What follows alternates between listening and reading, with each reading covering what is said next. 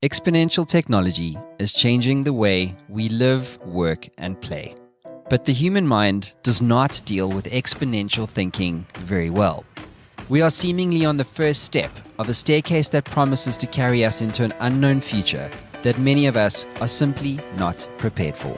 So to understand the current state of the world's most powerful exponential technology, I have traveled to London Tech Week to meet up with some of the world's leading technologists and thought leaders to help you understand the implications of these technologies on your world. My name is Matt Brown, and this is The State of X.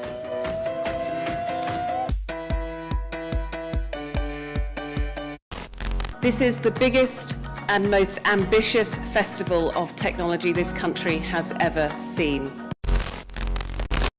So I've been covering the blockchain and cryptocurrency space since 2016, and it's been quite the ride. You know, when the Bitcoin price reaches all-time high in December of 2017 at a staggering $19,000, I hosted a unique event called Crypto Trader, which at the time was the largest ever blockchain crypto event ever held in Africa. It was streamed to 52 countries around the world with CNBC Africa.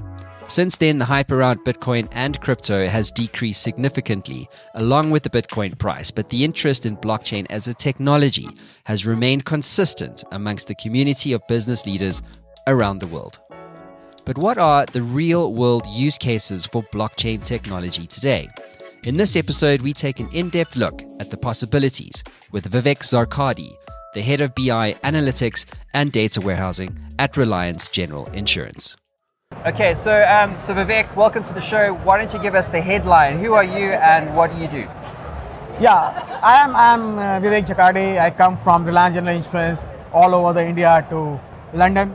I like to discuss the challenges, the use cases of our industry and our country for the blockchain, as well as what exactly Reliance General Insurance, basically it's self-explanatory. Reliance General Insurance is one of the biggest brand of Reliance in India.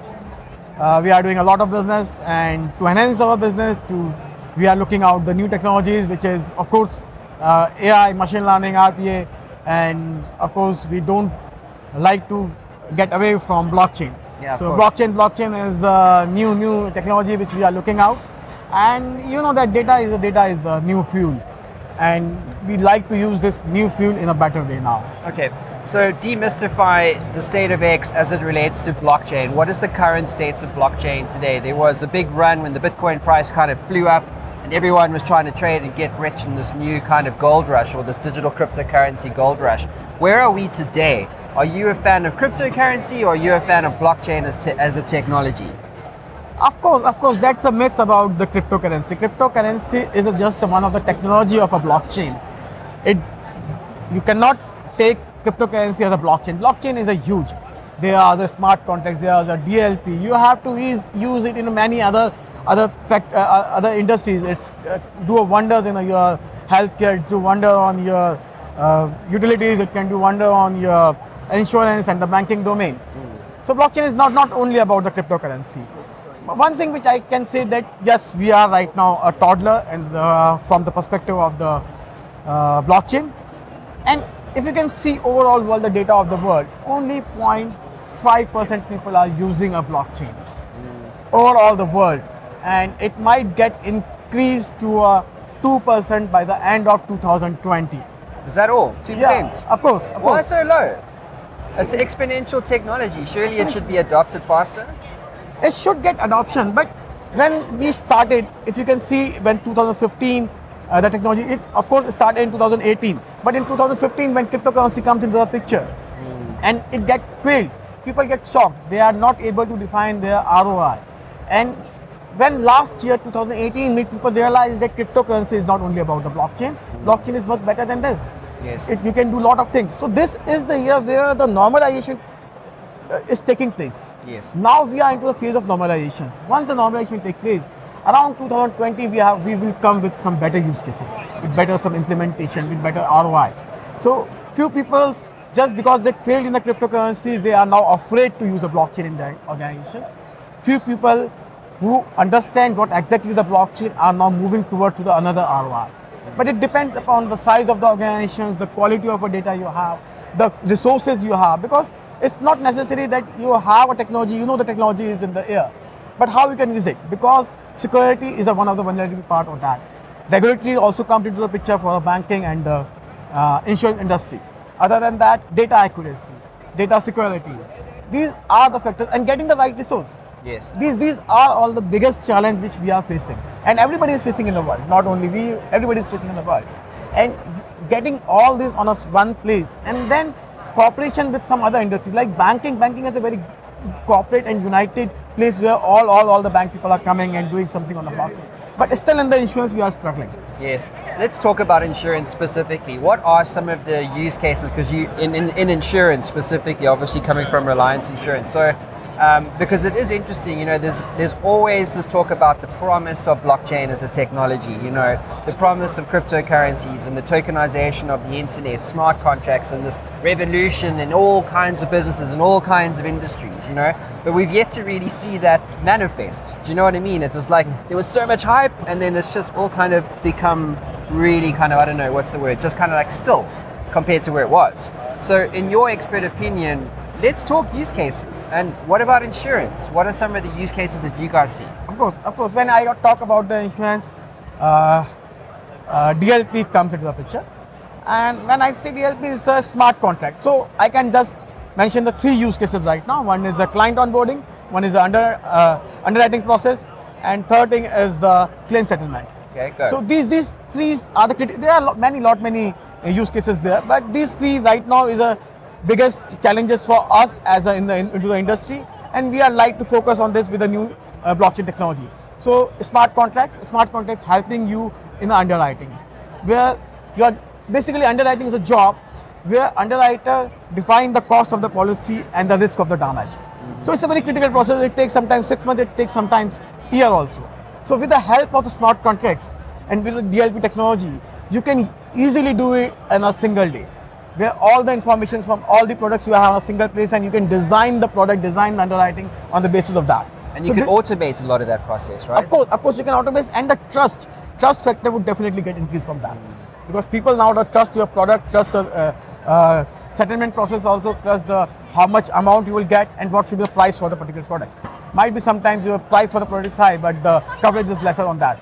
So blockchain can compare the all over the products all over the world, and then give the perfect pricing for the particular product. So it will help underwriters to follow pricing of the policies.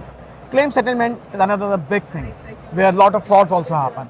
So when the data has come from a blockchain from using a DLP, the fraud gets minimized from this. I can say it can go to 0%, and 50% of our revenue goes onto the fraud claimants. So that is the amount which you will get recover from that. And the process for the claim settlement takes around 1 month.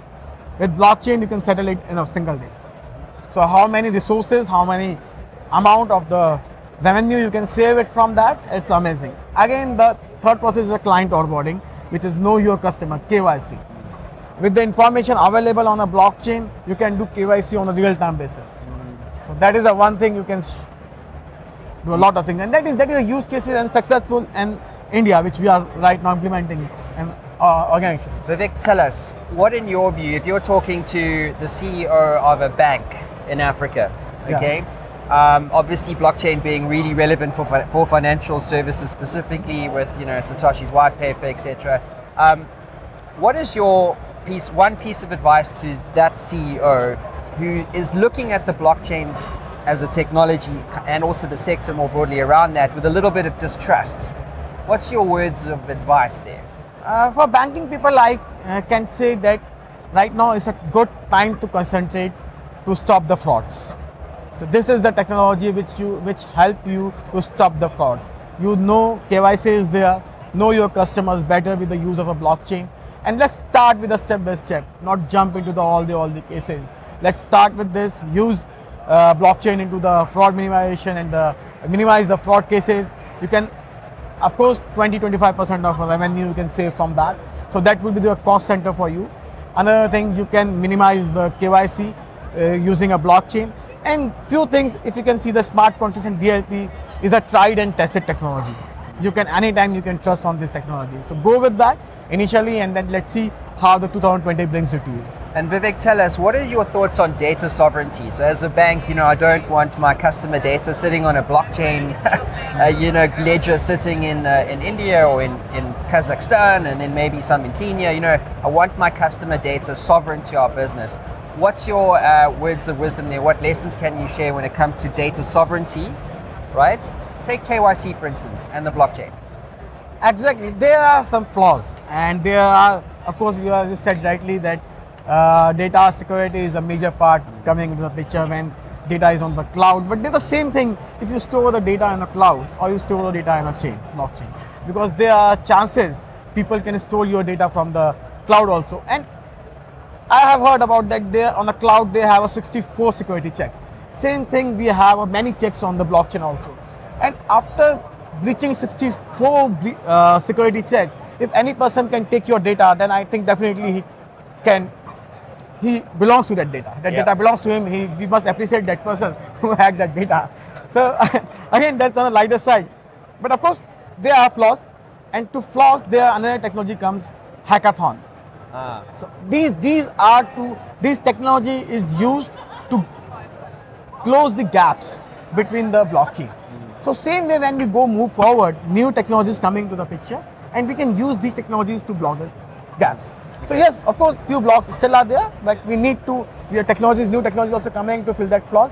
But anyhow, the gap still comes till 2025. I think 2025 will be the year where we will get the full-fledged flow of a blockchain. What motivates you to be successful in the blockchain space? What I thought that blockchain is an emerging technology right now. It can change the magnitude of a technology in any way.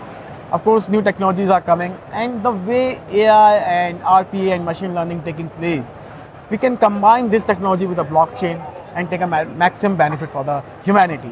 It's not only about the organizations. You can use these technologies for the humanity, for the environment, and for healthcare also.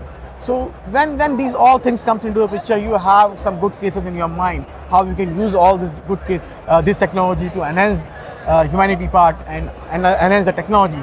Then definitely it will motivate me also to get done something on that from my side to give benefit to my organization, my country, and all over the world. Vivek, thanks for being on State of X. Thanks a lot. If you're talking to a startup, let's talk R&D. How much R&D can a startup realistically invest? And if you do not have big budgets like State Street does, what's your kind of advice to the founder, the tech founder, who is potentially not sure what he should be building? Right. I would say talk to us.